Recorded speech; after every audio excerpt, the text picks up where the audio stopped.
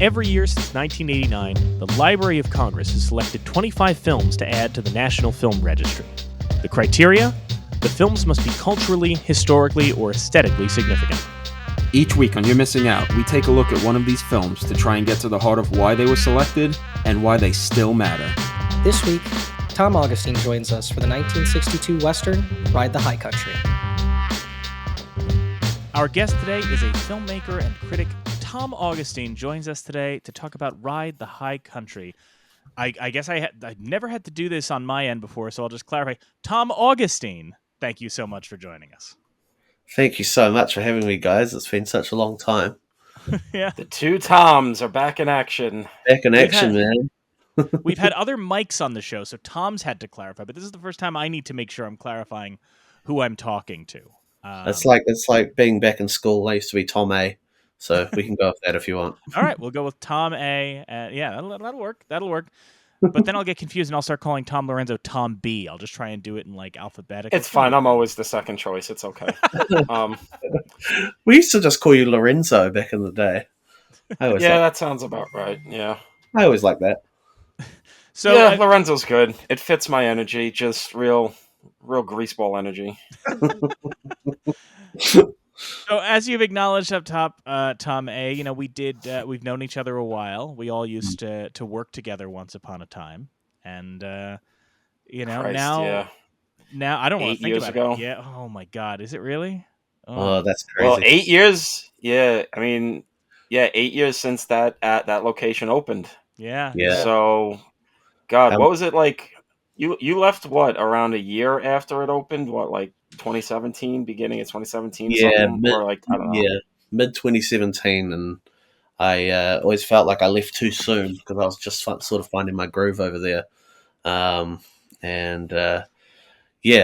hard. It's hard to get back to America, to be honest. I'm trying to get back. I've been trying to get back ever since. But the green Really, because you are. with I all due gotta tell respect, you, everybody why? else here is trying to haul ass. So I know. I feel like I'm the only one. I feel like it's like a disaster movie where it's on the highway and everyone's heading out and I'm the one car heading back. Yeah. Yeah, you're the person who's just about to realize after they signed the lease you bought the house on Haunted Hill. It's haunted. Surprise, ghost bitch. But you're signing the lease. All of a sudden, you hear a sound. What's that? Oh, it's the guy who wrote Hillbilly Elegy. Don't worry about it. Just don't worry about it. Don't worry about it. That'll come back later. Yeah. It's fine. Oh yeah. Oh fine. Christ! Don't even. Not to date enough this of that. episode specifically, but I feel like you guys are going through some interesting stuff right now. I mean, it was always going to look. The current events were always going to come up when you're talking about a movie where there's two old men past their prime, one of whom gets shot. Current events were always going to come up on this particular episode. We're either going to be that either describes Ride the High Country or Captain America: Brave New World. Oh, fantastic.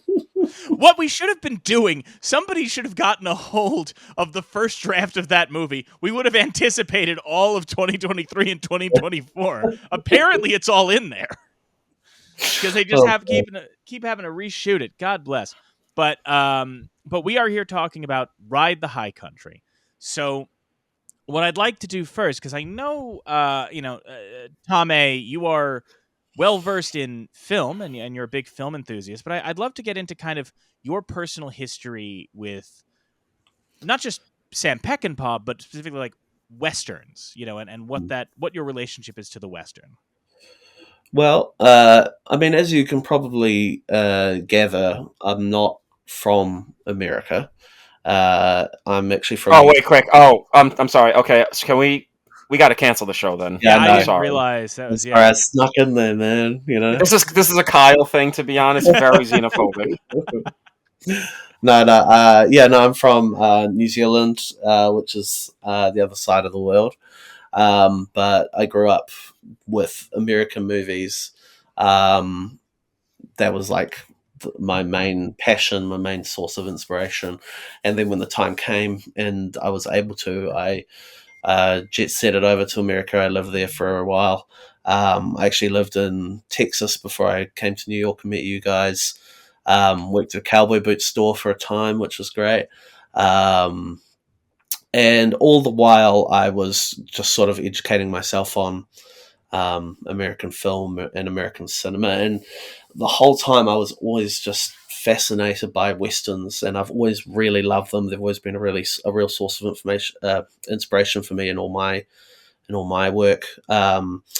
Because I love that kind of mythical element of them, the way that you have this kind of really like American archetype that may not even have ever actually truly existed in the way that it's depicted, but forms this kind of myth that people really draw a lot from, and it has produced some of the best cinema that we as a culture has ever had. And so I love the original. I love the John Fords and I love the Bedekers and stuff like that. And then I love the revisionist westerns all the way up to like the Coens with No Country for Old Men and onwards. And Peckinpah, I came to Peckinpah reasonably late, except for the Wild Bunch, which I had seen when I was a teenager.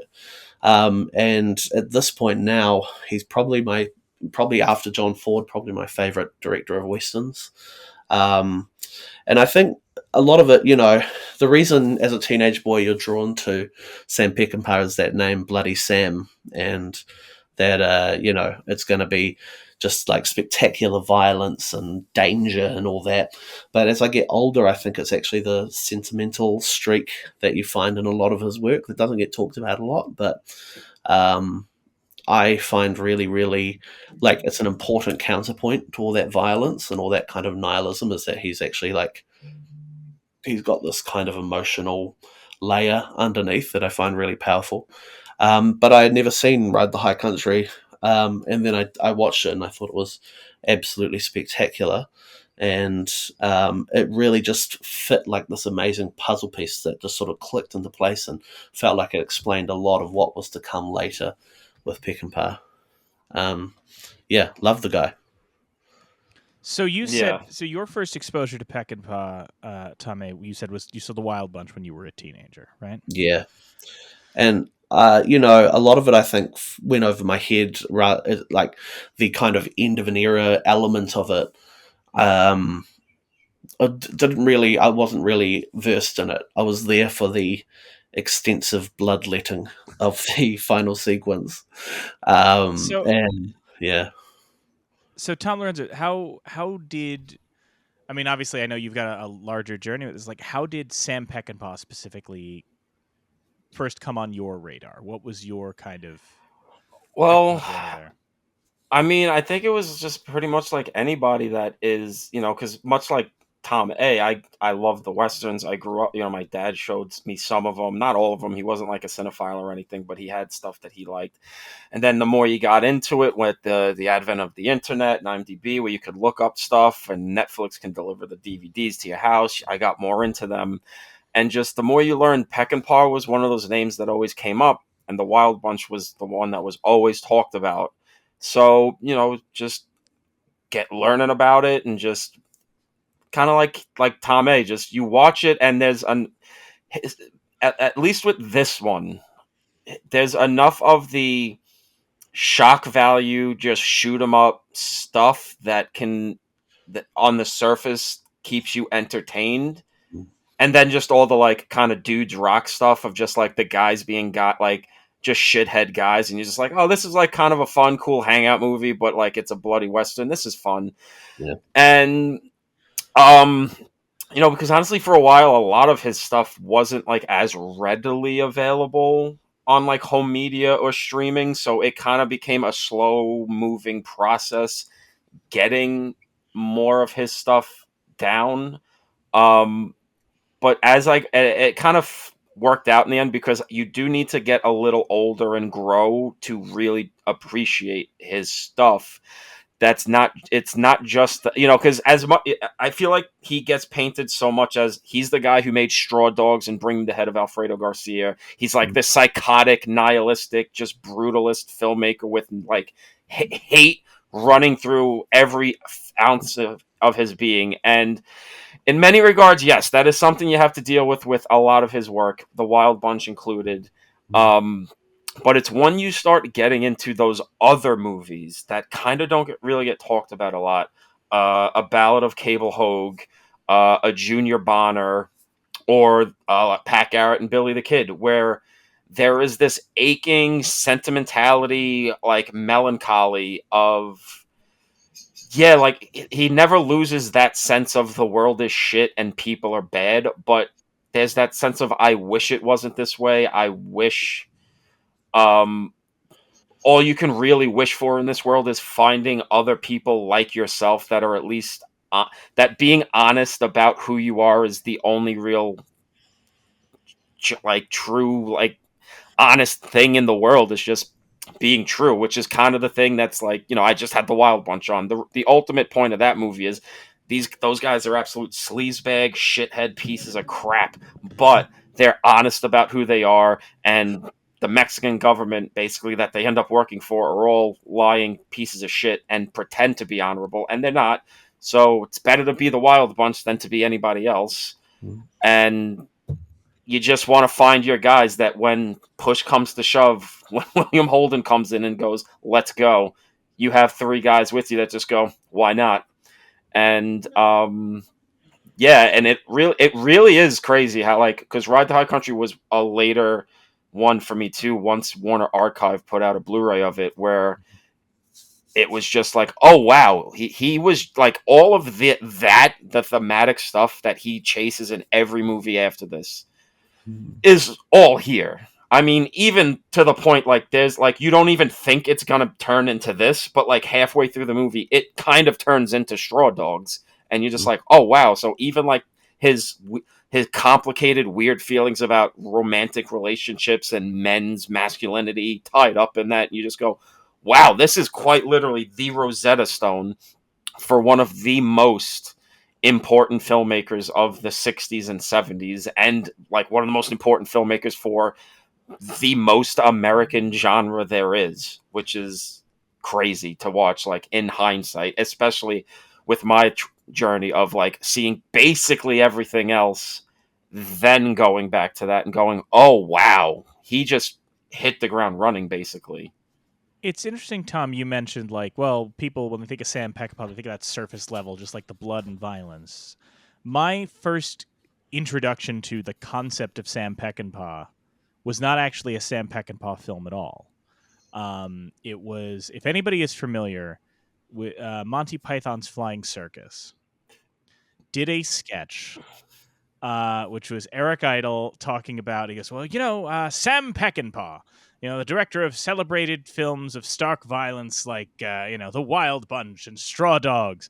And now he is doing an adaptation of the popular British musical Salad Days. And it proceeds to be, Salad Days must have been like some lighthearted musical, but the gag of it is that it's all these British people in polite costumes. It looks like Howard's End or whatever. And then slowly but surely, somebody tosses a polo ball and it hits someone in the eye and blood's spurting out.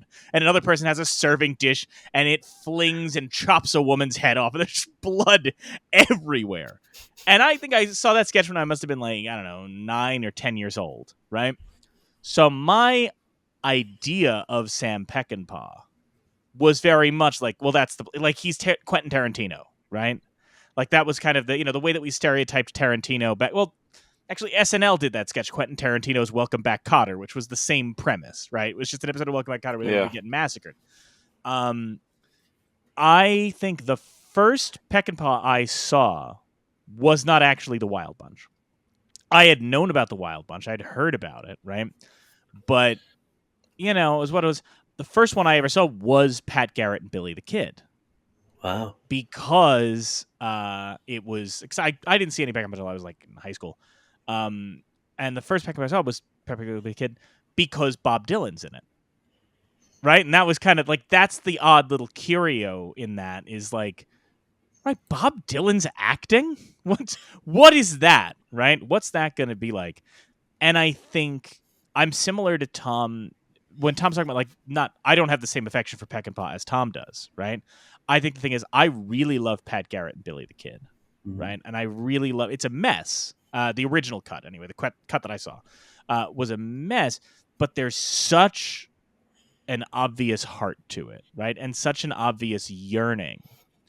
And I think one of the issues that I have had with Peckinpah in the past was that I think something like Pat Garrett, which is I think it's fair to say like a very vulnerable movie, right? Yes. Above all other things. So I see something like Pat Garrett, and then when I go to the more established, like more rough and tumble masculine Peckinpah movies, I'm chasing that high of Pat Garrett. So I've never been the biggest Wild Bunch guy. I've never been any of that. I'm certainly not the biggest Straw Dogs guy. As we know, when Tom made me watch Straw Dogs years ago, and I went, I don't know what to do with this. It was like watching Straw Dogs for me was like when people went to go see abstract art for the first time. You're just looking at it going, I don't know. I don't know how to feel about what I'm looking at. Mark Rothko just painted a bunch of cubes. I don't know what to do with this. It's basically like me watching Stan Brakhage, but instead it's you watching just like a violent horror movie. And you just, I don't know what to do with this. And I'm like, hey, there's a naked lady with like film strip printed, painted on it. I honestly, don't get this, man. Tom, Stan Brakhage is the perfect example because I think with you, Stan Brakhage, before, especially, I mean, now you know him a bit more, but like when you first were watching Dog Star Man, I know your attitude was like, I don't know if I like genuinely vibe with this guy or if this guy's the most pretentious asshole on the planet. And that's kind of me with Straw Dogs, and Peckinpah even larger is like, it's kind of like that that Yola Tango song about what's your take on Cassavetes. It's like misogynist genius. I don't know. So like Tom, I came to Ride the High Country later, right? And I wonder if, and I don't know if it's for you guys too, but I think part of the reason I got to Ride the High Country a little later is that The Wild Bunch, Straw Dogs, Alfredo Garcia, like these movies get held up, even Major Dundee, Cross of Iron, things like that, get held up as Sam Peckinpah movies. And Ride the High Country, when you look at it from the outside, it feels like a Randolph Scott Western, right? It feels like, oh, this is an early movie for Sam Peckinpah, and I think it's easy to see it as a thing akin to, and I'm not saying, I'm trying to pick one out of the abstract, and this isn't the best one-to-one, but like, kind of like Sugarland Express. When you see that, like, yes, Steven Spielberg directed it, and you can see elements of his directing, but you're like, well, that's a Goldie Hawn movie, that's a, whatever. There's more to it than like it being a Sam Peckinpah movie, right? So I was surprised, like, again, I knew of Ride the High Country, but it just kind of occupied that place of like, oh, I'm sure that if I watch this, because Randolph Scott made 1 million Westerns, Joel McCrea made 1 million Westerns, right? Is this going to be one of those cases of like, oh, here, it's cool. Sam Peckinpah, before he figured out how to be Sam Peckinpah, working it out with two, kind of Western stars past their prime, This could be kind of fun. And I had the same reaction like Tom was saying too, like watching it and realizing not just, oh, all of the themes that Peckinpah explores in his later films are here, but I would go so far as to say this one is the closest to that high that I got off of Pat Garrett and Billy the Kid. This is the one that, this again is a vulnerable movie, right? That's why I said when because the Criterion 4K of Pat Garrett finally came out like a few weeks ago, and I finally got to watch it. That I was like always holding out for a good copy of it, and not just the theatrical cut, which as usual, Peckinpah Studio fucked with, blah blah blah. When I finally watched it, my letterboxd review, and I texted it to you, Mike, and even you, Tom A, is that it's basically the perfect mix of Ride the High Country and The Wild Bunch. It's got both of those movies, the crazy wild violence of Wild Bunch, but that aching, melancholic, like longing for the past and realizing that the future is coming no matter what we want to happen. And like I love this movie too. Like I don't know if I'll put it above some of the more established ones or even like my beloved like wild card pick Junior Bonner, but like this is like one of the best like debut movies in terms of just like showing you who a filmmaker is just right out of the gate.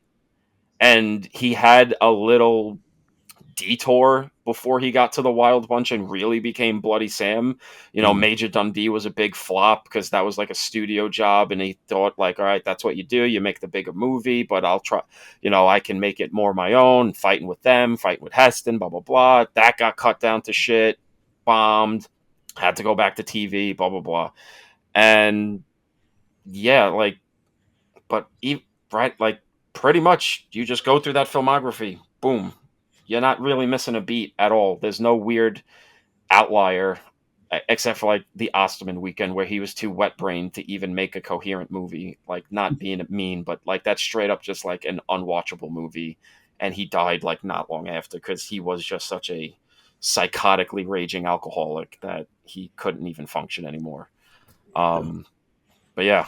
So we've already touched on kind of where we're at with Ride the High Country, but before we get into the weeds of it, and I think, I'd love to talk a little bit at the start of why exactly we've mentioned these other films, these other Peckinpah films, Pat Garrett and Billy the Kid, but we've touched on things like the much more well-known The Wild Bunch. I think if you say Sam Peckinpah to somebody, they're going to say Wild Bunch, or they're going to say, Bring Me the Head of Alfredo Garcia. They're going to name a couple of other titles. So I want to get into maybe our thoughts on why this is the first Peckinpah to get into the National Film Registry. But before we do that ourselves, let's hear what the National Film Registry had to say about Ride the High Country. So here's what the Library of Congress had to say about Ride the High Country. Joel McCrea and Randolph Scott are aging gunfighters chaperoning a gold shipment to a mining town in director Sam Peckinpah's Western. One partner wants to deliver the gold safely and the other to steal it. On the way, they meet a religious fanatic, played by R.G. Armstrong, and his daughter, Elsa, Marriott Hartley in her film debut, who is planning to elope with her boyfriend, Billy, played by James Drury. The next day, Elsa insists on joining up with the group so she can marry Billy at the mining town. Complications ensue, leading to a final shootout that allows McCrea and Scott to reconcile their differences and pave the way for the film's poignant finale.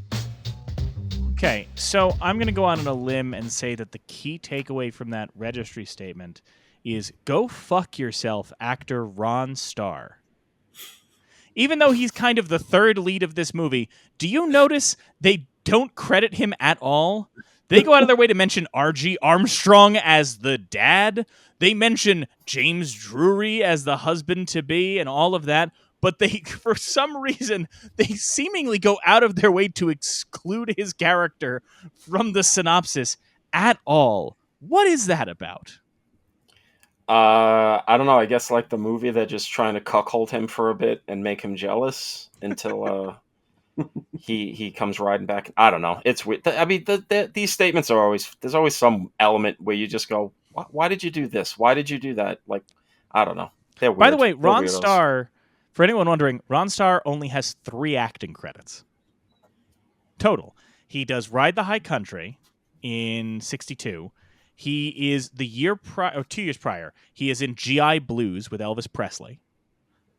And then the only other acting credit he has is also in 1962, what I believe is a horror film called This Is Not a Test. Sorry, it's a sci-fi thriller called This Is Not a Test. The only 3 movies he does as an actor. I think if you say the title one more time, then it automatically gets a Vinegar Syndrome release. Well, funny you mentioned like Vinegar Syndrome-esque things, Tom, because the only other credit he has, according to his Letterboxd, is he has a credit doing lighting on the Craig Denny movie The Astrologer in 1976. I mean, that's quite the jump in What terms is of that? career. What a weird thing. Far out. Right? It's interesting. But I guess I'll take the first shots at the question you proposed before the statement. Why this one first in terms of the Peckinpah and all of it? I think there's a few reasons. One, I think there's this sense of, well, let's get the first Peckinpah movie and the Rosetta Stone that kind of explains everything before you kind of get to the more complicated, dark, fucked up stuff that kind of dominates his career. Now I that's think there's sorry, just real quick, Tom. I want to clarify. When you say the first Peckinpah, that's excluding like what is it, The Deadly Companion, right? He has a film what is prior to Ride the High Country, does he not? The I do Deadly not believe Companion, I think so. it's called. He's done like he was a TV guy before doing movies and one. I mean, Okay. I'll double What's the check here, Deadly- I'm but looking. unless it's I'm looking right now, and it appears yes, in '61 he had a Maureen O'Hara movie called The Deadly Companions. So that is actually his that's his Boxcar Bertha. It appears, right? Was that for okay, so yeah, television? I mean, No, this is a theatrical release. Came out in June of '61. Was Pathé distributed it in the U.S. actually, but it appears, from what I'm seeing of this, like that this is kind of, I don't know. This was more of a work for hire esque sort of thing. It appears. yeah, But I that's wasn't trying to interject too much. I just wanted to no, no, clarify no, no. that before we So discuss. maybe not technically first movie, but the the first Peckinpah movie, the one that really gets it all going, the one he kind of had to get them to agree to let him rewrite the movie and turn it into what he wanted it to be, and all of that. I think there's the Randolph Scott element to it. That if let's get a Randolph Scott in here, and there's so many of the Bedekers you could like. How do you choose which Bedeker to choose from that he did? So let's pick the one that is like literally his last movie and Western, which fits as this like the thematic Peckinpah thing of the aging gunslinger watching his past drift further and further into the distance. And he's basically like, well, I'm gonna quit while I'm ahead with Ride the High Country, so let's do that. And I'm sure there's more as we talk about it why this one would be the one, but like there's an element that I think is met like outside of the movie itself, which is this movie is inducted the same year Unforgiven comes out. Mm. And this almost feels like Unforgiven for the 60s of aging Western stars kind of giving their final elegy and their final thesis statement about the genre that made them, and kind of looking back while kind of like waving goodbye and saying like, hey, we had some great times. We're going to give you one last one, even if it may not be the peak of our physical performances. We're going to try to give you the last hurrah before this crazy fucking World War II vet turns the entire industry upside down, and before this fat guinea in Italy decides to turn a TV star into the biggest icon of like cinema for the next 50 years. Yeah, I think it's interesting that you bring up the actor who plays Heck, Oh because yes, and yes. then in relation to Unforgiven, because it almost feels like an Unforgiven that there's that character of the kid who feels like a real parallel to that Yeah. kind of up and comer character, but in the same way.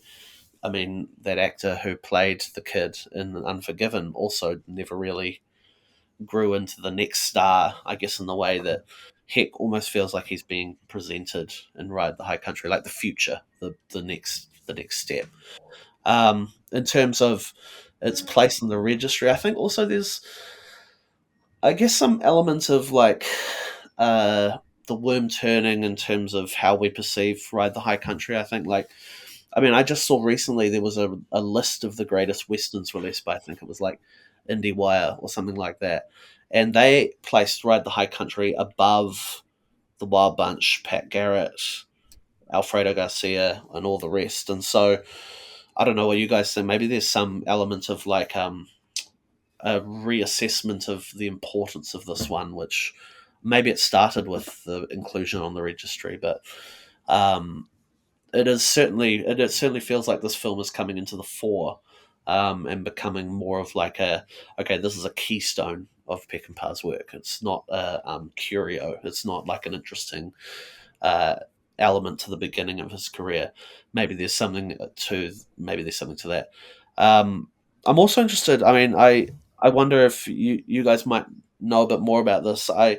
was quite intrigued when I saw at the beginning of the film how much they made a big deal of, like, this is shot in national parks, this is using national park scenery.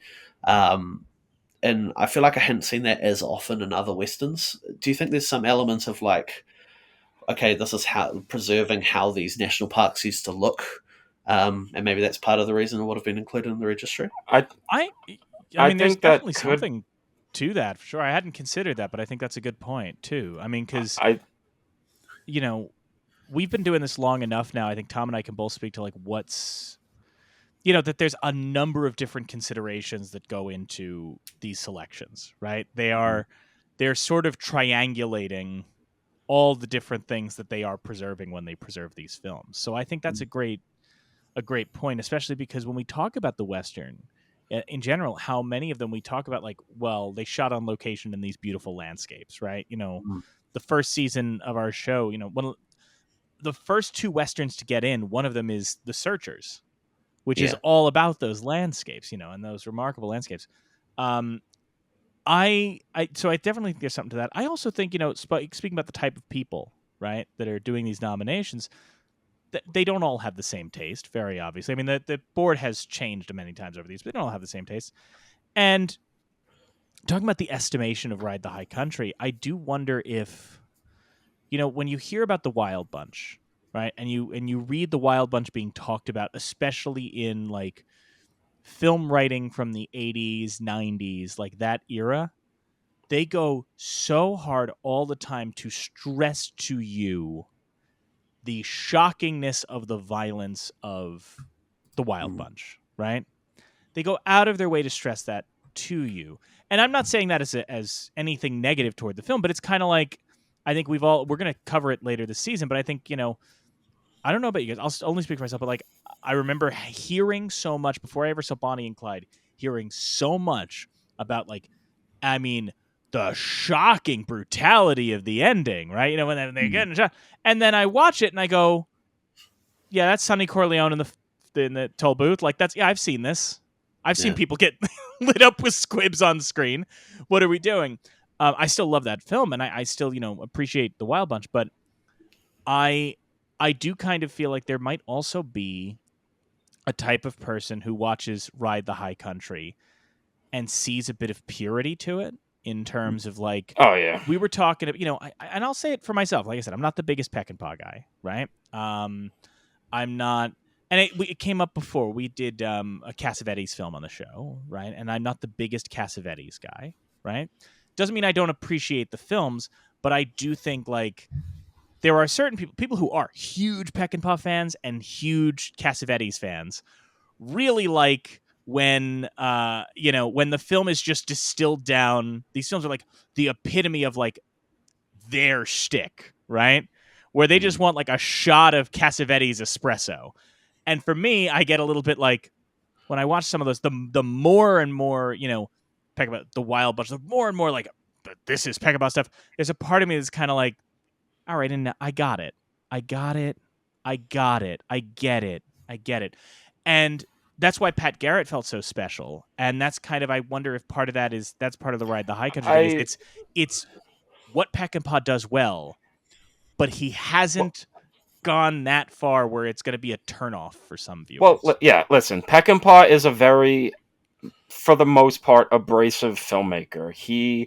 His whole, like, basically ethos when he's finally got, like, the freedom of the Wild Bunch was to really, like, show the world the way he saw it as a broken, drunken World War II vet. He wanted the violence to be painful and amoral. I think the biggest thing about the Wild Bunch's violence isn't just the squibs, it's that it opens up with a shootout where innocent people are getting mowed down in the streets and nobody really seems to give a shit. He's got an ugly worldview, even though we think he has that beating heart. The way I put it is he's the Ernest Hemingway of cinema. He's a kind of a psychotic, masculine guy, but with the beating heart of a poet. And I forget who said it, but like, the most cynical person you'll ever meet used to be the most romantic person you ever met. And I think there's a little bit of that to Peckinpah. So yeah, I think he's absolutely can be very abrasive. So I think that's why whatever whoever was in the voting body in 92 probably was like, all right, I don't know if now's the time to introduce people to the shocking brutality and cynicism and sometimes gross misogyny that he can kind of peddle in. But we've got this movie that kind of gets his whole essence down to a T. And he's too important to just ignore until like we're 30 years in, when we just kind of have to start getting the leftovers we didn't get in yet. Um, I also have to think there is a little bit of the like that thing where the filmmakers we kind of grew up and loved in the 70s and 80s and 90s that are making these decisions in the film registry, that this might have been a vital Western to them, because like Scorsese talks about being at the test screening of The Wild Bunch before anybody knew what it was, being like, wow, this is crazy. But this movie is 6 years before that, and he's a much younger guy at the time. He's either like just getting into college or like still in high school in 62. Guys like that might have been seen this movie and be like, wow, there's a aching sadness and honesty about not just aging and mortality and the world, but like the genre itself. Because Mike texted me, I forgot this is how the movie started, and it feels very unique for a movie a Western at this time to open up basically saying, oh yeah, all these Western guys, Wyatt Earp, whatever, Wild Bill, all these guys, they were kind of con artists who made up their own mythology, and when the West essentially ended, they just became sideshow acts. And that even now feels like, wow, you don't really see many movies tackle that idea of one. They like when Joel McCrea's like, well, who was the Omaha Gang? I never heard of them. Kind of just like, and like, oh well, you got to exaggerate to make some more money. And you go, oh right, he really is straight up tackling like the entire Western genre. I love it, and I'm going to make a love letter to it the rest of this picture. But I'm telling you right now, it was all bullshit. Well, that's the thing. It's. I love that you said it that way, Tom. The entire Western genre, right? I think that's the most important thing. Is it's a genre. It is not history. Yeah, it is very much a genre with tropes. Another thought occurred to me, Tom, as you were saying that, though, because you're saying, oh, all these filmmakers we love, like this movie might have been special to them.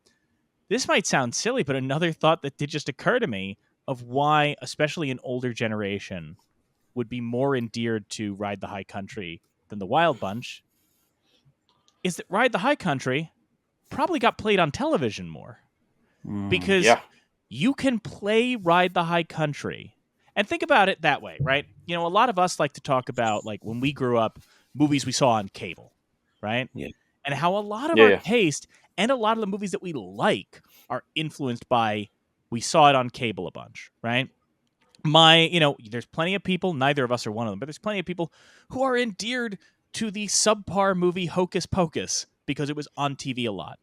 I, as Tom knows, even me, like, when I watch old kaiju movies or old kung fu movies, right? I hate watching them with the original dialogue tracks because I grew up with those terrible dubs and now they mean something. And I wonder if, in a way, like, you could not, just because of FCC guidelines, like, if you were going to run The Wild Bunch on broadcast television, you would have to edit that thing down in ways that I don't even know if they could. But I don't think there's much at all in Ride the High Country that you couldn't put on an NBC Sunday matinee, And so I wonder if that also, and the fact that, even if it's a new kind of semi-revisionist Western, I have to imagine that, if, I don't know, my father, right, wanted to watch Ride the High Country, as opposed to something, again, a more contemporary revisionist Western with younger stars. If my dad in his day wanted to watch Ride the High Country, his dad would have been like, oh, Randolph Scott, Joel McCrea. Yeah, let's watch that. Like, I know those guys. I know them. So just another thing that occurred to me there. It's interesting also because they do kind of, it is presented in a more palatable way. A lot of those themes of Peckinpah's later work, especially, I think, something that actually struck me within the framework of this kind of more classical studio seeming Western, this element of sexual violence that kind of emerges later in the Yep. film with Marriott Heller's character. I forget her name, the character that she plays. Elsa. Elsa, that's right. When she gets married and all that, and then there's the gang of nasty brothers who kind of try and force themselves on her, and that is quite a heavy element to include in one of these westerns, but because of that frame of being a more classical studio work, with these big Western stars and that kind of thing, it starts to slip some element of Sam Peckinpah into the stream of what a Western can be, but not to the point where it's like Straw Dogs, That's why I was saying. That's why I said like it. I'd seen it before, but I guess I forgot like how dark it really does get, because it is played True. so much like those old school westerns that the second half of the movie hinges on them saving her from this psychotic gang of brothers who are just basically plotting to get her married to one of them so they can just pass her around legally True. as a sex object, which kind of is like Straw Dog. She's like, oh, I want to be with this guy. He's the guy I used to know, and he wants to marry me, but no, this guy. But then the sexual violence occurs, and she goes back to the other guy, and you watch it, and because they never say rape, she never gets raped. There's no nudity, and it's not like it's not psychotically just miserable the way Straw Dogs is. You can kind of float through it, not really understanding the absolute horrific implications of it. Also, the fact that the bullshit little shotgun wedding is set in a whorehouse. Yeah. All the witnesses are kind of are whores. The running it is kind of a really nasty fucking madam, and the judge is this drunken lech of a creep, and the little bits of Peckinpah start bleeding in, but it's not too much just yet. It's just like that element right before you cross over into Wild Bunch territory, and it like when you think about it like that, and you imagine people watching this in the 60s and being like, yeah, that was a great Western, that was so fun, and you just kind of want to side-eye them and go, did you not get what the fuck was happening in the back half of this movie? It's interesting because you mentioned, Tom, the second half, and one of the things that struck me, I have this in my notes, it's such a weird combination of movies, but this movie is, when you consider like what the Randolph Scott Joel McCrea arc is, right, and the way they talk to each other and reminisce, there's that great scene where the two of them are talking about the past. When you combine that with, as you mentioned, the way that this movie changes in the second half and nobody really knows, right? I kind of came away from this thinking this is 50% In the Heat of the Night, right? Which is like, because think about it, the movie starts off like, we got to transport this gold, much like how In the Heat of the Night, right? You watch In the Heat of the Night, and not only are you thinking, well, this is a movie about racial crime, but our two cops are thinking about that, right? And then the ending is like this kind of act of futility, right? And then the other 50% is, I was like, this kind of weirdly has elements of Gigi. I know that sounds like you couldn't pair them, but like that same melancholy of like these young, there's this feeling of looking at this young generation, right? And going like, okay, you know what? Let's at least try and do a little good before our time is up, let's try and do a little bit of that, because I think talking about it and in terms of like the sexual violence element of it, I mean, and I think there's more to, I didn't really think about it until this time around, but this leaves enough on the table that, and I think the movie doesn't want to be definitive on this, and I don't want to be definitive on this, but it leaves enough on the table that once you've watched it once or twice, when the daughter tells her father, like, well, no man is good enough except for you, it leaves it open for you to kind of determine what exactly she's implying with that. Right? Yeah, that definitely lingered watching it for this show a few days ago, where I just go, That line's a little darker now that I kind of remember what's going on here. And so you've got this story with her of she wants to leave this, pious sort of city on a hill that her father has built, right? Because that's bad. And so she wants to drop down into the world of these kind of, the more lascivious folks, right? The more free people. But then she immediately sees the horror of that, of the brothel, of all of that, And so the movie, in effect, sort of becomes this story of balance and moderation in a way. Like, it's kind of the narrative of That's you don't that's want the totalitarianism, you don't want anarchy. Well, that's one of, again, those fascinating self autobiographical things that runs through Peckinpah's work, which is that he, for all intents and purposes, is one of the Hammond brothers, a drunken, hairy, just sleazy mess of a man, violent, prone, just very jealous, all of that. But then he makes all of these movies that are all about, yeah, you kind of get why you like that lifestyle, but in the end you go, well, it's not a good lifestyle. These people are kind of shitty assholes.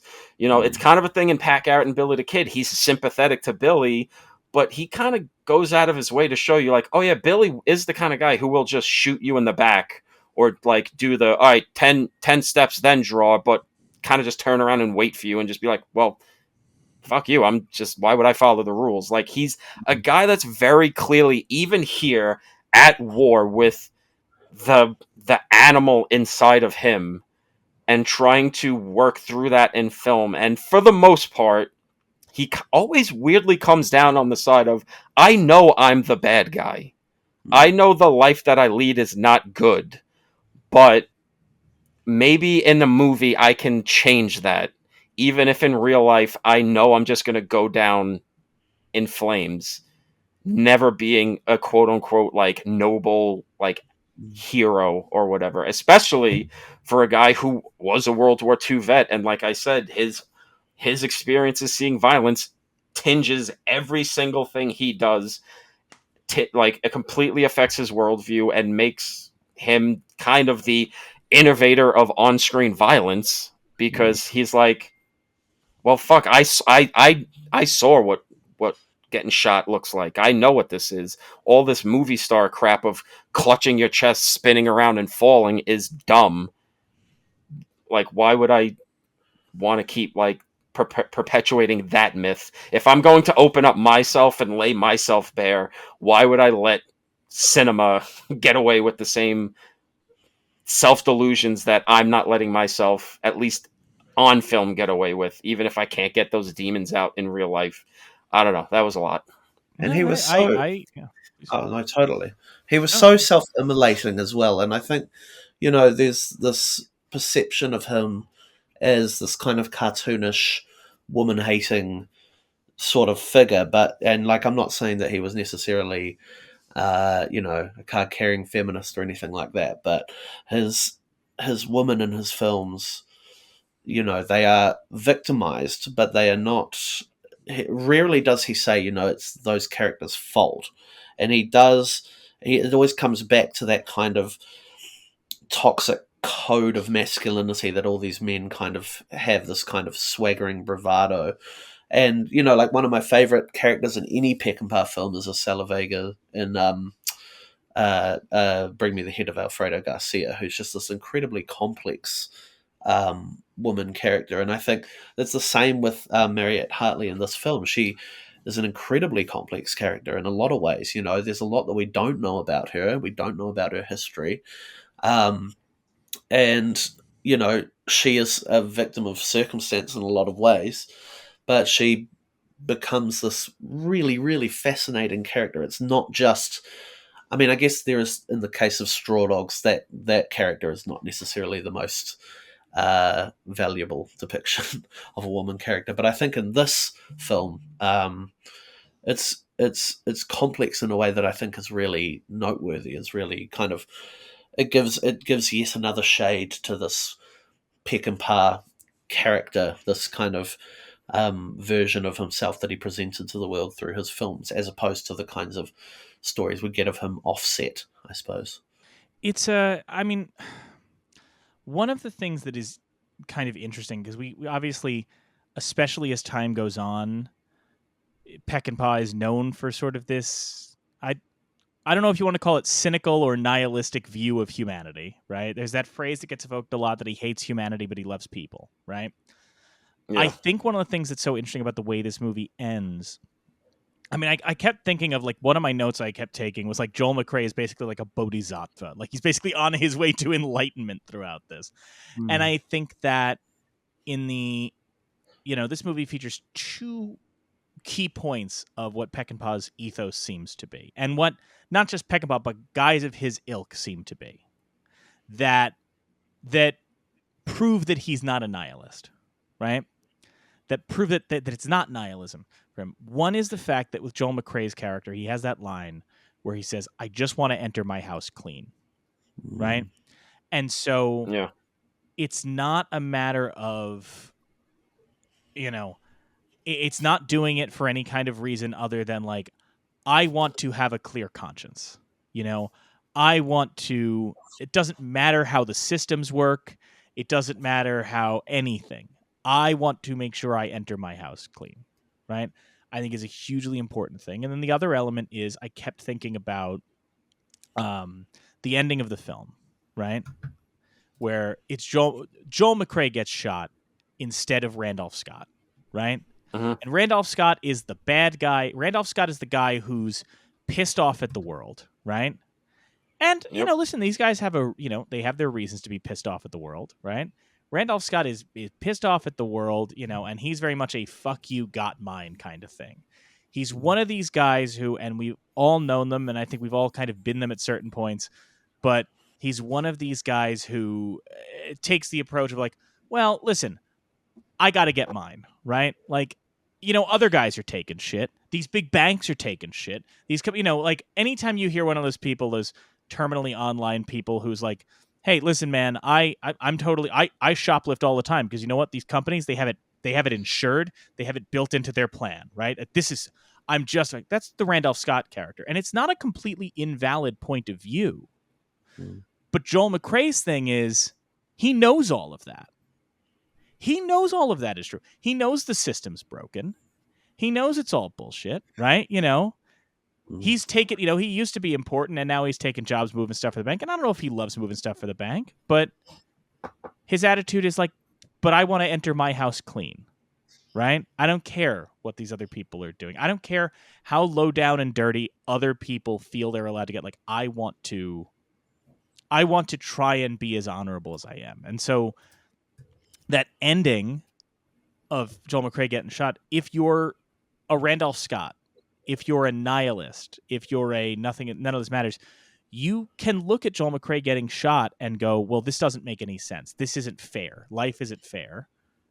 If you're Joel McCrea, he has that line, like, I always knew. I always knew you were a good guy. I always knew you'd, do the right thing. You just got a little lost. And so McCrea maybe sees that as, like, me getting shot is going to help this person make a positive change. And it's just two different vantage points looking at the same event in different ways. I think it's just such a great, yeah. Well, that's, I mean, again, that's the thing we've been saying about Peckinpah, which is that, it's the most cynical person you meet is a broken-hearted romantic, is that all of that stuff's true. The line, I just want to enter my house justified, is something his father used to say when he was growing up. So clearly working through something there. And that wasn't originally the ending of the movie. It was supposed to be Randolph Scott's character dying, even though it was, one of those classic cases of the two guys got cast in the opposite roles, decided they wanted to do the other roles, and blah, blah, blah. But still, that character, Gil, was supposed to die. Peckinpah got his hands on the script for the rewrites and changed it to reflect that ultimate thing that you're getting at, which is the story wouldn't really work if it just has the clean ending of, well, the one who was going to rob the money sacrifices himself and Joel McCrea gets to live another day. It's having the more honest ending of, these guys know that they're on their way out, and the only really honorable way, the only real good way for McCrea to go out is doing something good, not just saving this girl from this gang of maniacs, not just saving giving this young kid sort of a guidepost that Gil wasn't giving him on how to live his life, but giving Gil the remembrance of, hey, remember when we used to be the guys that people talk about as the heroes of the West, and you let the future destroy your sense of self to the point where you were a guy that I was going to bring to the hangman. I'm gonna do this for you, because otherwise, what else do I have left? Doing another job for a bank or working as a bouncer at another place like Kate's? This is the only way for me. And just that heartbreaking, like, Peckinpah touch of just like, don't let them see me. Mm. They shouldn't see me like this. Just, come take care of me later. Just leave me here, and it's just like, fuck. That's just such good It's fucking melancholy Western Hemingway shit of just like, god damn, what a way to end the movie. it's so powerful, and like what a final line as well that he has. It's something like you had just forgotten it for a while, or something like I knew you had it in you Yeah. to Yeah. be the man that you are meant to be. You had just forgotten it for a moment. I feel like that was just, I mean, it brought tears to my eyes, and also that beautiful, beautiful score, that beautiful piece of music that kind of swells in that moment. Oh, it's an incredible ending, just beautiful. It really is great. Like, I just keep, because I love Peckinpah so much that I just, watching his movies, and especially one like this, it's just, it really gets to like something that I think a lot of the imitators and a lot of guys that try to trade in the ultra violence that he does just kind of miss. Well, Yeah, which is, one, he actually lived it, so he's actually working through something. It's not just like a phony, like, huckster chasing like what the morons want in the audience. It's like he's working through something, but also um it's just having that sense of like, he knew guys that died. Like, it's not a romantic thing. Like, he's going to make the violence hurt. He's going to make you feel when McCrea finally dies. And a thing that I think gets lost, never really gets talked about with Peckinpah's work, is that they're very much like almost hangout movies. They're very shaggy, and it's just a lot of scenes of you hanging out with the characters in between the bursts of ultraviolence, so the violence does actually mean something. yeah, And even like the little characters, like when LQ Jones gets shot, and Heck takes his rifle, and they're just like, he's got the brother's like, he's got a rifle, and you just like, he just lingers on LQ Jones looking at Heck, just like, wow, I'm dying, mm, before he slumps over, and you just go, wow, that's not something you're getting in a movie at the time. And even now, it's one of those little beats a filmmaker probably isn't gonna give you, of just, yeah, like, if you're shot and you don't get, headshot and die immediately, you might very well just have that moment of just like, oh my god, like, I'm dying. I mean, I mm, think, Tom, that's a great point, because like this movie, and when I do enjoy Peckinpah, it's when he has that spirit to it, and why I say again about the not really nihilism is the Joel McCrea character is so important in this film, because too many movies, too many people that try and do that thing, in a much more hackish sense, as you described, Tom, if they do have a character occupying the sort of optimistic contrast to the grizzled, nothing matters nihilist guy, they're typically a younger person, right? It's typically like somebody who's like, well, plucky and upbeat and things can get better, right? McCrea is so important because it's almost like, that meme format people like to use of like the IQ chart or whatever, where it's like the really dumb person saying, it'll be like, I don't know. The one that recently went around was like the really dumb person, and his opinion is Miami Vice rules. than the middle person going like, actually, it's a terrible depiction of it, and then the intellectual on the other end going, Miami Vice rules, right? It's that thing. McCrea represents the end of that, right? He represents the other side of that, the intellectual end, because it's clear that McCrea has experienced the same shit Randolph Scott has, right? He is not a person who has yet to see bloodshed. He is not a person who has yet to be let down by the system, right? So when Randolph Scott is, being the guy doing his monologue, we don't see him monologuing in this film, but like, metaphorically the monologuing about, but let me tell you how broken the system is. And Joel McCrea seems to like treat it like, yeah, you'll outgrow that, right? This is, it's like when you talk to somebody who just took their first poli-sci course in freshman year, and it's like, that's super interesting. I'm so, good. You'll get past that. Like, I got it. You'll move on. That's what I think is so interesting, is that, like I said, talking about Peckinpah and where this thing works so well, is that he offers an alternative, right? McCrea represents an alternative. He represents a guy who's seen all the same shit as Scott, who could have lost as much hope as Scott, but he doesn't. He walks a different path, right? And I think that, obviously, like, I'm not trying to reduce a very powerful ending, right? But when he says that, when McCrea says that line to Scott about, I knew you had it, you just kind of forgot for a little bit, there is an element of kind of being like, all right, now get over it, man. Not get over McCrea's death, but being like, dude, you got to get over whatever this past trauma is that you've got that turned you into the, like, I'm just going to steal the gold. I got to look out for me. All right, man, enough. Like, time to grow up. You've got people to take care of. You've got things to do. Go live a more righteous life. I think that's such a powerful element. And it really just, it ultimately boils down to, again, that Rosetta Stone thing with Peckinpah, this ending and this whole journey, which is,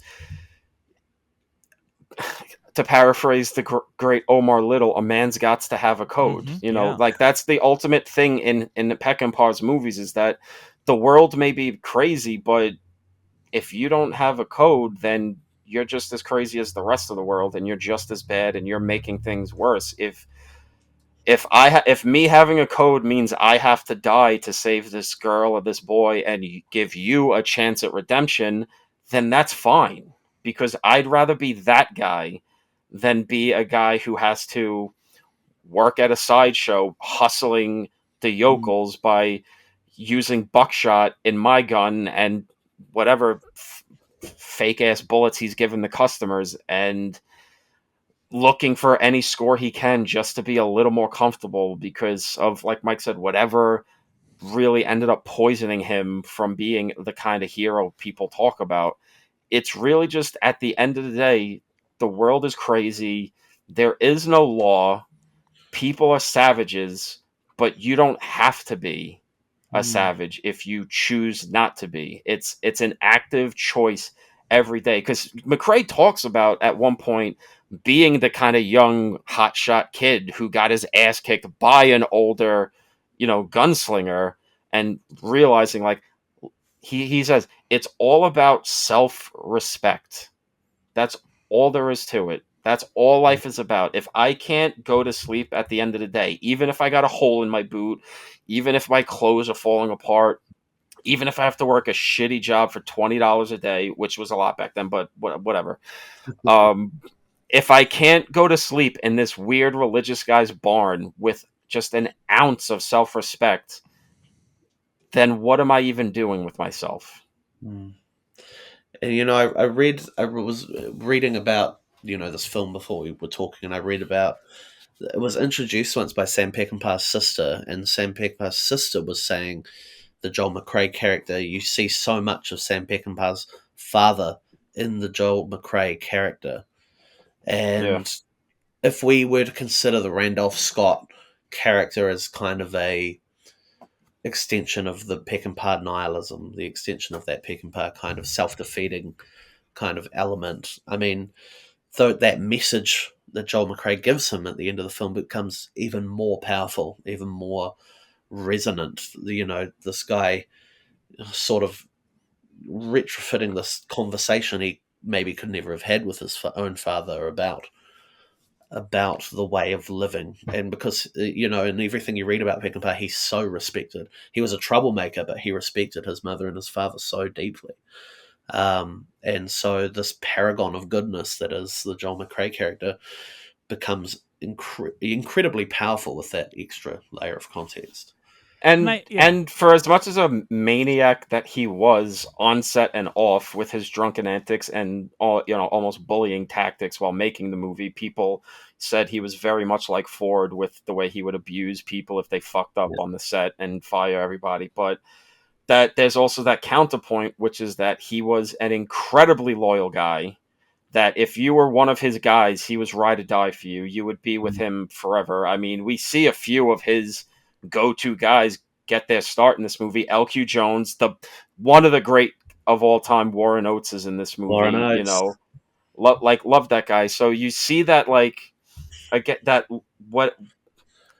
that honor code loyalty thing of, hey, I may be a crazy guy, but if you're one of my guys, you're one of my guys. We're doing this forever, and whatever may come, you see that here, and just got to give a shout out to Warren Oates. I didn't want to end the episode. That's whenever we end. When I'm not saying we're ending immediately, but Warren Oates, what a fucking king!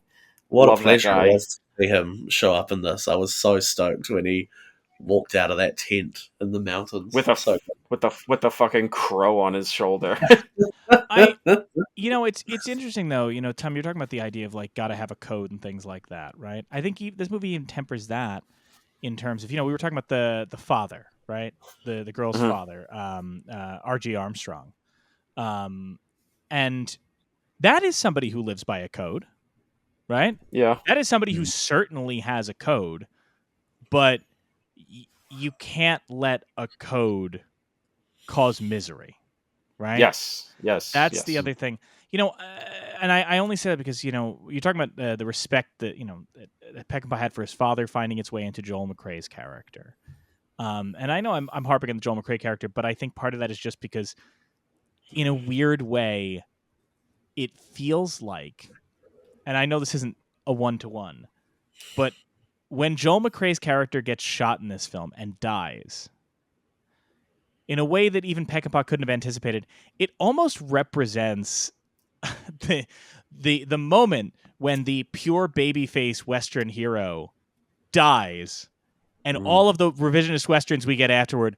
are the cynical Randolph Scott types being our central character, and which I hate. Tom knows, and I've ranted on the show before. When I talk about I hate these what I call tough guy movies, where it's just a guy going, well, it's tough being a tough guy. It's tough. It's bad. Everything's bad, which is the Randolph Scott thing, right? And I think part of that comes out of the fact that, I'll speak generally for everybody here, but without getting too specific, as men, and especially men of this generation, right? We have all, I'm sure, encountered a number of guys, whether they're in our family, people we work with, friends of the family, whatever, older men who have made mistakes, who have screwed up, who are still scrubs, who will always look at you and their attempt to try and impart advice is hey, don't wind up like me, right? These guys who look you in the eye and go, hey, don't wind up like me. Don't you end up like me. And I guess my reaction to that a lot was always this feeling of, yeah, man, you don't have to wind up like you either, right? And I don't even mean that to just be but there is this thing of we've all known, I mean, especially I can, at least Tom, we've known a lot of New York Italian Americans, right? Let's just put it that way. Known a lot of New York Italian Americans who are listen, man, it's too late for me, it's too late for me to turn it around. This is just how I am, and it's how I'm always going to be, but and I'm now, especially that I'm, in my 30s, I look at them and go, the guy telling me that was 42. You can absolutely get sober and stop punching people. You're just making an excuse. So I guess that's what I find so frustrating about that type of protagonist too, is they're making, it's these type of guys that we've all known who basically make it an excuse, right? They look at it and go I mean, even, and it's a movie we'll be covering in a future season, but like, I love Shane, right? I love the Western Shane very much. And I appreciate the monologue of the, well, there's no living with a killing. It's a brand that sticks. Like, listen, I'm a killer. I got to get out of here. There's no fixing me. No matter how much I try, there's no fixing me. But I think the beautiful contrast to that is we talked about Unforgiven. And that line when Clint Eastwood says, hell of a thing killing a man. You take away everything he was, everything he ever will be. Right? And I think too many Westerns and too many action movies and too many movies in general kind of take the approach that the ever will be doesn't matter. Right? Yeah. That if you kill a bad guy, if you kill a robber, if you shoot a whatever, he was only ever going to be a bad guy again. And McCrea really offers Scott this moment of, you do not have... I could have gone your way, right? I could have gone that path. I didn't. You don't have to do this either. I think that's so powerful. Well, I think it's the thing we talk about all the time, which is like, you talk about the tough guy movies, but at the end of the day, what we're talking about is something I mentioned before, which is you don't like tough guy movies, but you like the good ones, because when a real artist makes a good one, then it overcomes just the text that these guys always just look at. They don't look at what made Peckinpah work. They didn't look at what made Leone work, or Ford, or Hawks, or Melville, or any of these guys, or Kurosawa, or any of these guys that made very violent movies. Eastwood again. Eastwood, another one. People will look at these movies and they'll just see the man with no name. He's cool and he doesn't talk and he's got like a unique outfit and he's quick on the draw and he just kills and he's not. They ignore, like, well, he again, back to the code thing. He's the only one in this world that's not going to kill a kid and a woman. That's going to let this guy get away with killing Lee Van Cleef's daughter. He's not going to let fucking Angel Eyes and Tuco destroy the Civil War to get gold. People, you don't like the tough guy movies until you do, because Peckinpah is among the best of them because he gets the ultimate thing that so many of these guys don't. Because even the best of them didn't go through what Peckinpah did, and which is why Peckinpah is one of the icons and could arguably be the first auteur of the new Hollywood era. Because more than Arthur Penn with Bonnie and Clyde, Wild Bunch is the movie where you absolutely feel a man's soul exploding onto the screen, and it just happens to be this violent, psychotic Western. And like we've been talking about this whole episode, all of this is here. It's in Ride the High Country. And it's because this is a man who's seen people die, who's killed people, who's lived a hard, rough and tumble outlaw life, and knows it's not just something you just do. There is a weight to it, no matter what side of the thing you're on. Because he gives the Hammonds their humanity of, like, when Elder goes, 2 of your brothers are dead and you're just going to run? And Billy's like, yeah, let's fucking go. Like, this is crazy. Do you want to lose more? Not just thinking this through. And one of the most Peckinpah touches that is also shocking, which is when they get back to the Elsa's house, they executed the father. Of just like, yes, like sometimes these guys are just, there's no really rhyme or reason for why people die. And it's just tough and it's hard and it's not sexy. It's not cool. He turns the typical, Western bar fight thing into, Heck is a dumbass. He was cheating and he got his ass kicked. He also kind of turns the cat house thing into, look at how gross all of this is. Yeah. Totally. Joel McCrea dies and it's honorable, but he dies. Like he Randolph Scott gets shot too, and he's just like, it's just all of that is. Peckinpah may be the ultimate version of the tough guy filmmaker, because very few people, maybe a Samuel Fuller, but Fuller didn't even have the level of violence and pouring his soul out the way Peckinpah feels like if he didn't have movies, he would have died earlier, because True. this was like, even though the therapy essentially didn't work, it did kind of let him drag out his life a lot longer than it probably would have if he didn't have this, because we've been talking about all of this stuff, and this is all of his movies, save for The Osterman Weekend or a silly lark like The Killer Elite. All of his movies are about all of what we're talking about. And I think that's also another reason why this is probably the first one of his to get into the registry, because, you know, you can make the argument the first auteur that's not like Ford or Hawks or Hitchcock, where their auteurism bleeds through some movies, but then there's other movies where it's just a job, where this guy couldn't do anything other than be Sam fucking Peckinpah. Yeah. He was just going to be him the whole way through.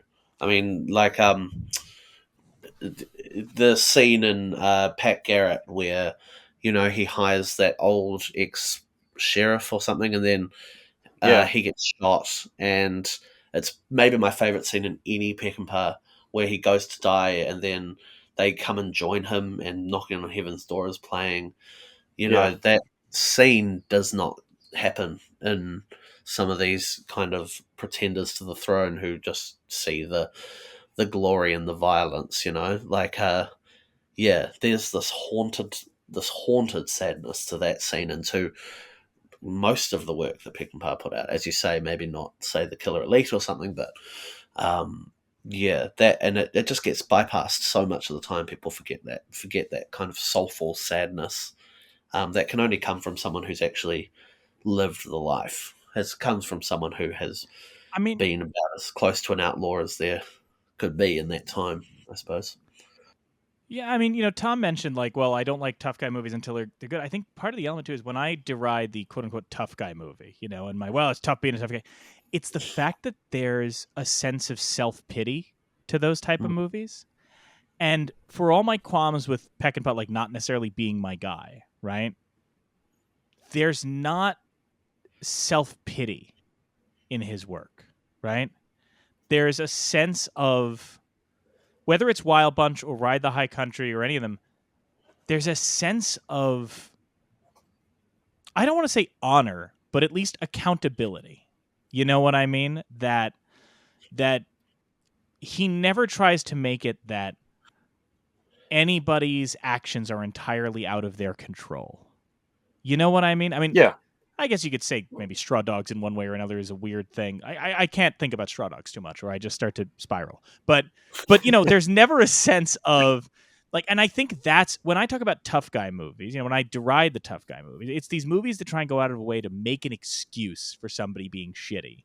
And Peckinpah, as somebody who lived this life and experienced this stuff, again, that's why I love the way he treats Randolph Scott in this movie. That very kind of like, I got it. You know, I think it's kind of this thing of like, I think of it this way, like, the world is unfair, right?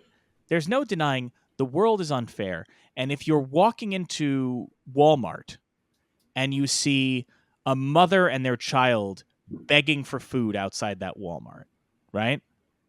Yeah. That affects you, that makes you hate our system, that makes you hate everything. And there's two types of people who respond to that. One of them looks at that and goes, this thing is so fucked up. Here's this massive mega $1 million corporation, and there's people starving outside. Fuck all this, man. Fuck these people. I'm not going to pay for shit. I'm going to steal my shit, right? Because the system's broken.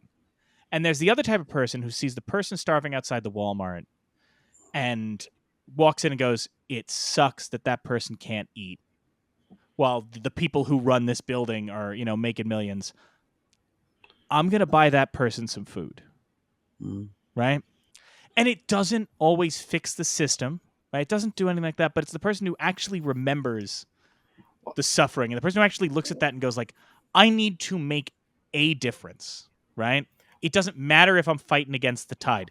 Joel McCrea starts this movie riding in, thinking he's being cheered for as like the town sheriff or what have you. Very quickly getting told, get out of the way, old man, you know, and all that. he is moving gold for a bank that he doesn't want to be doing. Like, that's not fixing anything, right? Mm. But he can make little differences. You know, I think a lot about, this is a weird pull to some way, but like that famous David Foster Wallace essay, you know, This Is Water, that he did as the commencement speech. And he said, you know, the reality of contemporary adult life is every day making an active choice to see people as people. Every day making an active choice to find meaning. And I think McCrea represents, like, in the face of all that cynicism. Oh, there's like Wallace quotes it too. You know, there's that old joke about, you know, there's the two men in an Alaskan bar, right? And the one guy, the one guy's a Christian and the other guy's an atheist, right? And they start talking, they get into it, and the atheist guy turns around to him and says, you know, I could never believe in God. Like, I don't know how you do it. I could never believe God. And the Christian guy says, well, why not? And the atheist says, because one day I was out stranded in the woods, right? And I was lost in the Alaskan wilderness for days. I was terrified. And so I broke down. I dropped to my knees and I said, God, you know, God, if you're real, you will save me from these woods. And the Christian guy says, well, then how can you not believe in God? Because you're here today. And the atheist says, well, that's not because of God. A couple of Eskimos just came riding by at that time and they picked me up. You know, and it's like this, again, Wallace evokes that joke for this very same idea, which is like, yeah, if you really want, you can look at that scenario, you know, and say, well, everything's pointless. It just happened to be random happenstance that these people came by. Or you can be like a Joel McCrea and start to see a little purpose in that, you know. Well, you know, and because I think the ultimate thing that Peckinpah is getting at here, like, I mean, there's a lot he's always going for. He's got a lot on his mind, but you know, I say honor a lot, but I think that's one way of putting it. But I think the other ultimate way of putting it is he hates hypocrisy, and you know, he want it, as long as you are who you say you are, be your true self. Don't put on bullshit airs. That's why all of his movies, he hates politicians. He hates, you know, the Hammonds in this. They don't admit that they're savage, rapist pieces of shit. They think that's like, oh, we're just like a family and we're owed a woman and whatever. Like, we're not doing anything wrong.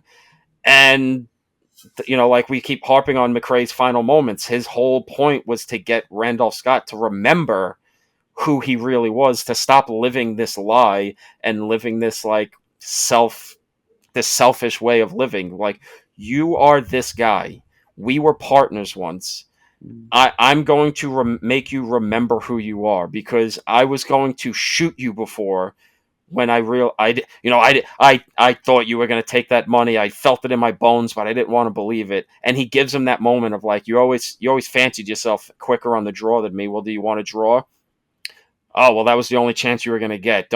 You better not try it again. And you just go, he just wanted his friend to be honest about who he was, to not be like everyone else in this world, like the drunken piece of shit judge that Randolph Scott easily gets the marriage license from, like the Hammonds, like even, you know, Elsa's father, this pious, self-righteous guy who is an abusive asshole, who has isolated his daughter enough that she doesn't know the world enough to realize she's going into, you know, Sodom, and like we kind of maybe think maybe maybe did stuff to her when she was younger. Who knows? Based on that one line, but it's the Wild Bunch. You see it. Pat Garrett and Billy the Kid is the ultimate, like, him really wrestling with that idea of, well, the future's coming, so Pat Garrett's changing with the world, but he's becoming something he's not. But Billy is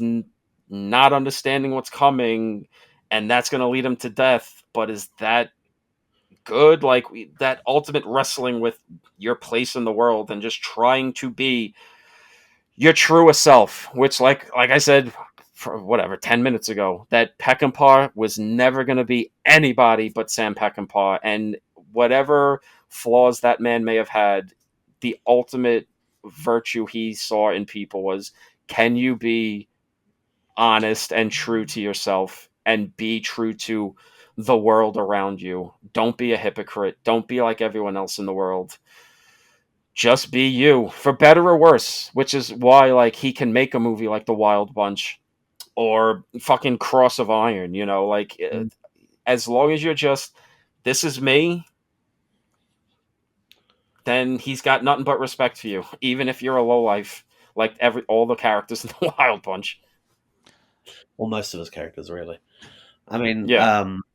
and also like this is kind of a bit of a segue, a bit of a side note, but Mike, you mentioned John McCrea riding into town at the beginning of the film, and they like get out of the way, and it's quite interesting that the thing that he has to get out of the way for is the automobile. It's the literal coming of the future. It's the literal arrival of something that's going to upset the entire makeup of this kind of cowboy way of life. And actually, it's interesting the sowing of the seeds in this film of what the future Peckinpahs are going to be like, because that actual tension between the old way of life and the automobile is kind of the crux of the Ballad of Cable Hogue as well. Yep. So yeah, this kind of clash of modernity, the coming of the future, and this be who you are kind of classic archetypal Western kind of character. It's an interesting kind of side note, I guess, to that kind of opening sequence. Well, I mean, and that's a thematic thing. He's pretty much every movie he's got is about is my initial letterbox review for this movie was just No Country for Old Men. That's really Yeah, just straight up what his entire truly. filmography is basically about, is men running out of being, a part of the modern world and Mm. realizing they're losing their place in life, and what do you do with that? And there's that So interesting. I mean, there's that interesting thing where it's the last film of Randolph Scott, and it's the last film of Joel McCrea. Technically, Yeah. I think. I mean, maybe he did some other things, Joel but Joel McCrea, I think, came back for like one movie in like the 70s, I see. but I Right? yeah, Yeah. it was something like that. I don't remember exactly what it was, but it was like one of They those both rare. retired, but Yes, McCrae did like maybe I think a few favors until Right. he really was finally done. yeah. But for all intents and purposes, this was McCrae's final movie. This was absolutely Randolph Scott's final movie. This was their both of their Gran Torino, and then Joel Mm. McCrea did a Trouble with the Curve. It's really what it is, right? Let's think about it that way. I find If only he did the mule. yeah, if only.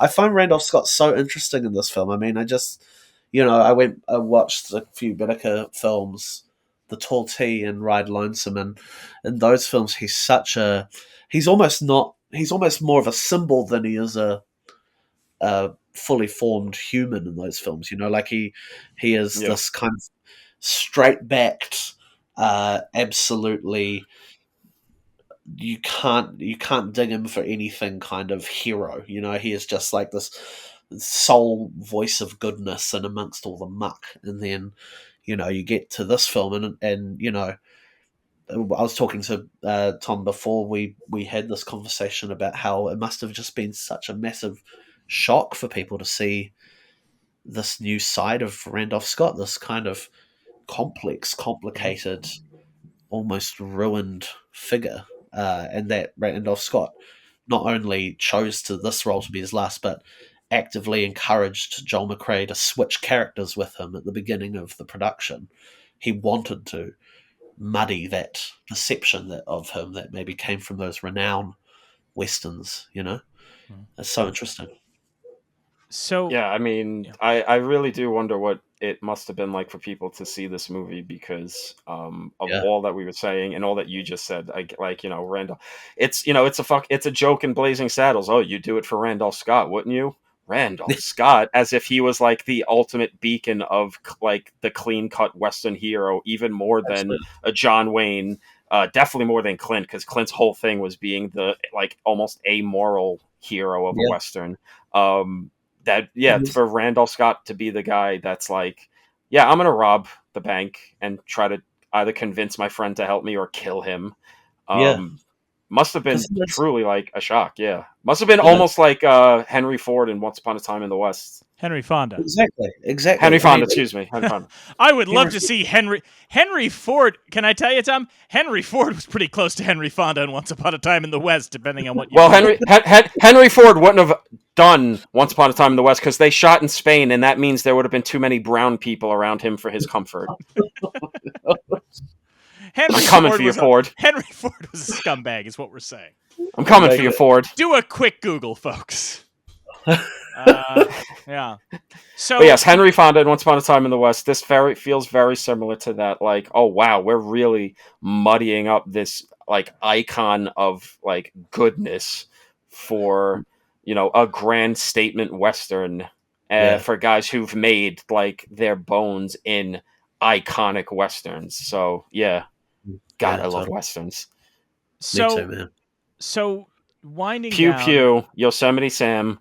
I'm going to watch Westerns tonight. So winding Jesus Christ. So winding down as we always do. Yeehaw. Tom, how do you think Ride the High Country fared at the Academy Awards that year? I'm going to say 0. You are correct. Would you but here's what I'm going to say, right? I am going to say I'm not going to say I don't blame them. There's some rocky things here, but in fact, we were just talking about like the depictions of like masculinity and morality, right? Or loss of morality in Ride the High Country, right? Yeah. That one character is the paragon of virtue, right? One character lives by such a strong code because he wants to enter his house clean, right? And the other is this, kind of handsome blonde man whose sanity and sense of morality seems to be destroyed by all of the carnage that he's witnessed, right? Mm-hmm. I'm saying that because, interestingly, this was the year at the Oscars where both To Kill a Mockingbird and Lawrence of Arabia were up.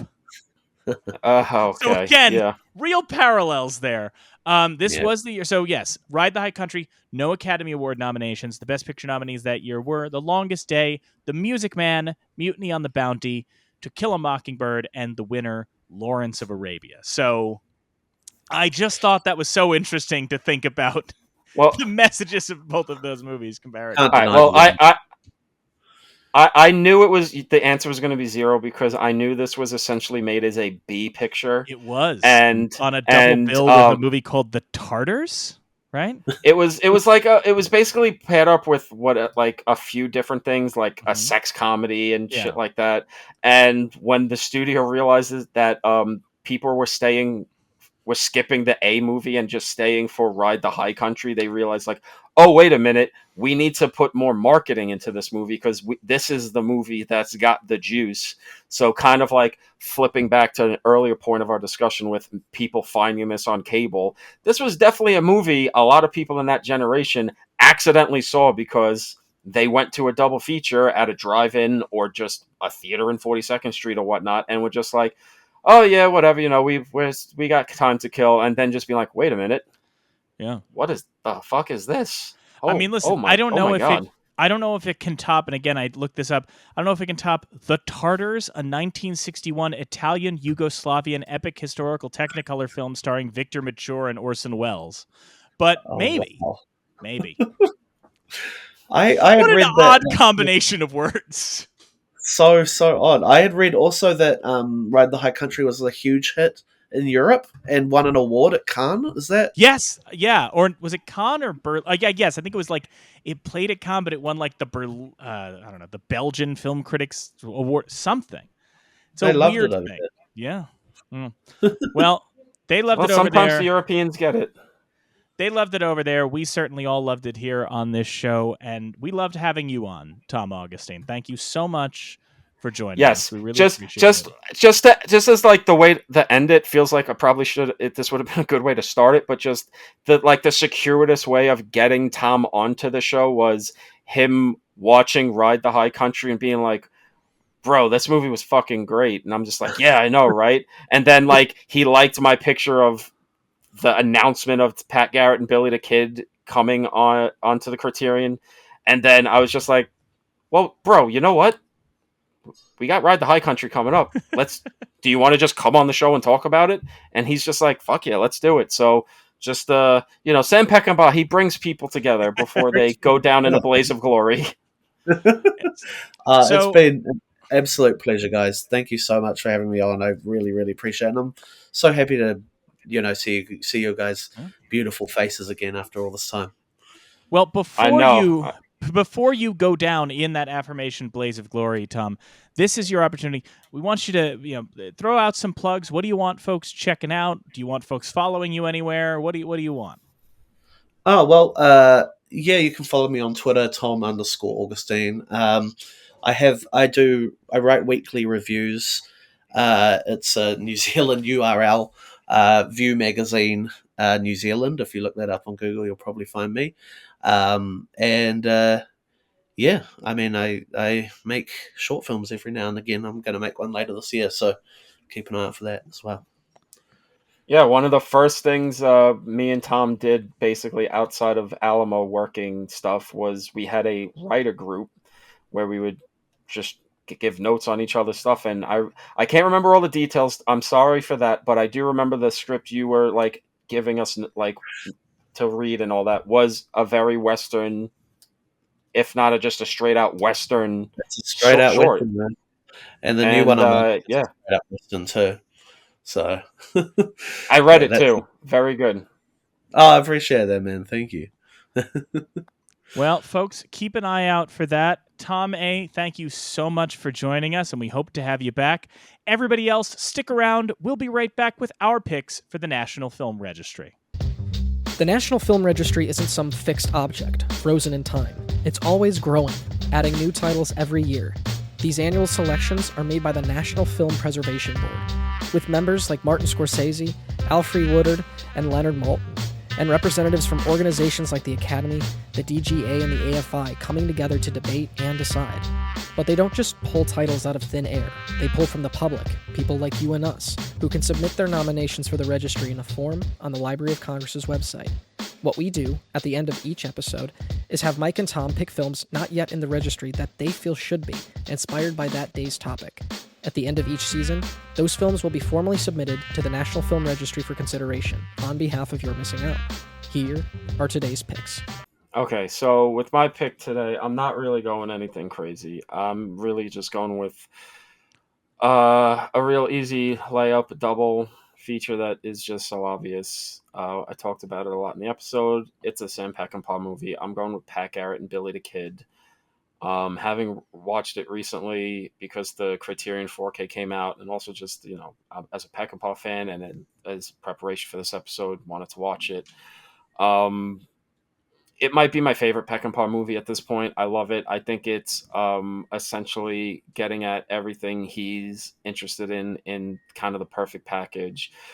The morality, the code of honor, the psychotic violence, the nihilism, but in turn tinged with the bleeding heart romanticism that he is, aching for, that melancholy, all of that. Great performances, looks great, great soundtrack. I really just think, as much as it was mangled by the studio, Criterion's got, kind of put it together in as best a package as we're ever going to get of this movie. And you're going to get as close to what Peckinpah was going for with that movie. And I loved every second of it. I really loved it so much. And I know Peckinpah is a tough guy for some people to get into, and he's already got a few in the registry. But I think, like I said, he's one of the most important filmmakers in history. One of the early auteurs of New Hollywood. He was never going to be anything but Sam, and that was not something that you really got from a lot of American filmmakers at the time until he blew the doors open with the Wild Bunch. And I think Pat Garrett and Billy the Kid is maybe his opus, so I think it deserves to be there. And also just its place in cinema history as one of those things where preservation and saving movies from the dustbin of history is important, because it could have been another Magnificent Amberson situation of a movie completely mangled by the studio. If fucking Peckinpah didn't basically rob the studio of the print of his original cut and was able to preserve it in that way, and was able to keep it to stay alive for 50 years at this point. So I'm not going really Tom logic with this one. Simple 1-1. Pat Garrett and Billy the Kid, two Western masterpieces, and simple enough. Bloody Sam, bring him back, baby. So, one thing that's fun about this is normally when we're planning our seasons and we're figuring it out, I normally have like preliminary notes of like what I'm going to pick for the registry, right? And as I mentioned up top, I'm also a big fan of Pat Garrett and Billy the Kid, right? So after my first time watching Ride the High Country, however a while back, I was like, oh, there we go. That's my pick. It's Pat Garrett and Billy the Kid. And then when the Criterion came out and Tom texted me with his effusive love of Pat Garrett and Billy the Kid, I was just like, there's a chance we're going the same direction. So let me rethink this. And I think one of the things I latched onto on this most recent viewing is what I kind of talked about a lot in this episode, which is, about a man having a code, about trying to be a good person amidst all the chaos. And there's a movie that in its day was a big critical success. It's one of the only American films to win the Palme d'Or at the Cannes Film Festival. It was nominated for Best Picture. It was screened at the White House for Mikhail Gorbachev. And yet film fans today don't really talk about it, and they should. It's a really impressive film. It's from 1956. It's called Friendly Persuasion. It stars Gary Cooper and Anthony Perkins and Dorothy McGuire. It's directed by William Wyler. It's a story of, amidst the American Civil War, there's a Quaker family in Indiana, and the war has come to their town. And Quakers famously are not going to pick up guns, right? They're not going to fight. And the question is, how is it possible? Is it possible for these Quakers to stand by their beliefs in this turmoil that is tearing the country apart? Amidst the national apocalypse, can these people hold on to their values and still survive? Which felt very in line with the ideas of what Peckinpah is getting at with Ride the High Country. And these changing times and all of that. And again, it's a remarkable film. It's a critically acclaimed film in its day.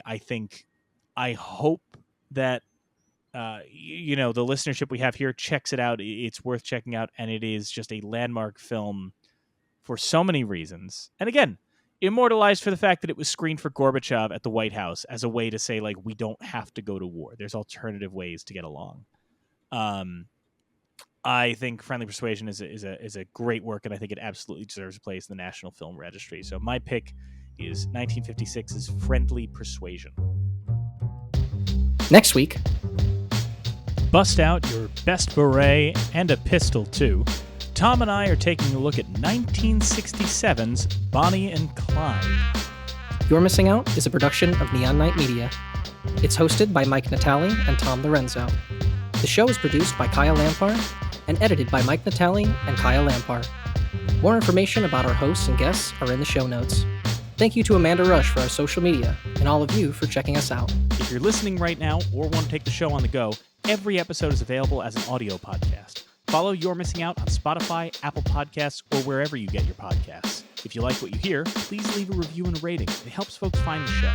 Want to watch the show or watch some of the films along with us? Great, that's why we're doing this. Don't leave us alone out here. Check out our YouTube channel. We've got video versions of every episode, uploads of some of the National Film Registry titles we're discussing, commentary tracks, and live streams. And once a month, I'll be uploading some content that's exclusive to the YouTube channel. So be sure to click subscribe and hit that little bell to be notified as soon as new stuff goes up. Because, let's be fucking real, I ain't sticking to a goddamn schedule. So thanks for joining us, and we'll see you next time. And we'll see you next time. And you'll see us next time. Because we don't watch you, you're watching us.